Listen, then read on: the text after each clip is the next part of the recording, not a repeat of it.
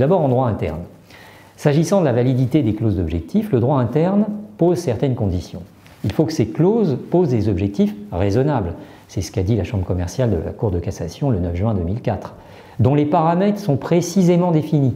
C'est ce qu'a dit la Cour d'appel de Paris le 2 octobre 1991. Et de façon tout à fait objective, c'est ce qu'a dit la Chambre commerciale en 2006. Et que ces clauses ne soient pas discriminatoires vis-à-vis des clauses imposées aux autres distributeurs ou concessionnaires. Cela résulte de l'article L 420-2 du Code de commerce.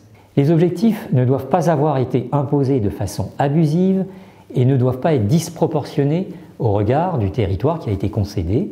C'est ce qu'a décidé la Cour de cassation Chambre commerciale le 29 janvier 2008. Bien que la jurisprudence soit très claire au niveau des conditions de validité des clauses d'objectifs, un point d'incertitude demeure cependant. Il s'agit des modes de mise à la charge de la preuve relative à l'échec du succès dans la poursuite de l'objectif fixé. Cour de cassation 12 avril 2016. Deuxièmement, qu'est-ce que dit le droit de l'Union européenne qui régit beaucoup de contrats? Les clauses d'objectifs peuvent entrer en conflit avec le droit de la concurrence européen, notamment avec la prohibition en Europe des ententes. Pourtant, dans un arrêt de 1997, la Cour de cassation a considéré que ces clauses étaient dans l'intérêt final du consommateur français. L'arrêt retient à bon droit que la clause objective litigieuse contribue, dans l'intérêt du consommateur final, à maintenir une concurrence effective entre les concessionnaires en prévenant toute inaction, toute passivité commerciale de leur part, assurer la fluidité des marchés locaux, empêcher la paralysie des règles normales du commerce, nées de l'exclusivité réciproque, à laquelle les parties s'engagent mutuellement et qu'une telle clause n'est pas contraire à l'article 85 du traité instituant la Communauté européenne. C'est un arrêt de la Cour de cassation de 1997. Sur le plan structurel, les clauses de quota peuvent entrer dans la qualification d'entente anticoncurrentielle sur le plan européen. C'est pourquoi il faut se référer au régime général du règlement de 2010, du règlement 330-2010, qui est relatif aux exemptions par catégorie.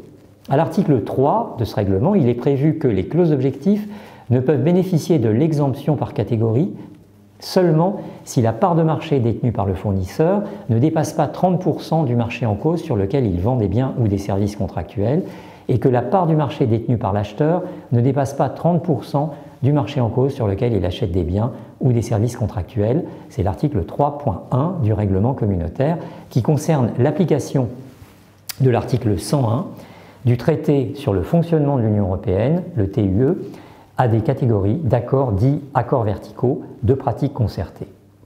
Ensuite, quel est le régime juridique des clauses d'objectifs commerciales? S'agissant de ce régime, il n'existe finalement pas un régime unifié. Pourquoi? Tout simplement parce qu'il y a toutes sortes de clauses. En effet, il est arrivé qu'elles soient qualifiées d'obligation de résultat. On a plein de jurisprudence là-dessus, le 2 octobre 1979 de la Cour de cassation, ou encore 9 juin 2004. Cependant, dans la majorité des cas, de telles clauses ont été considérées comme des obligations de moyens.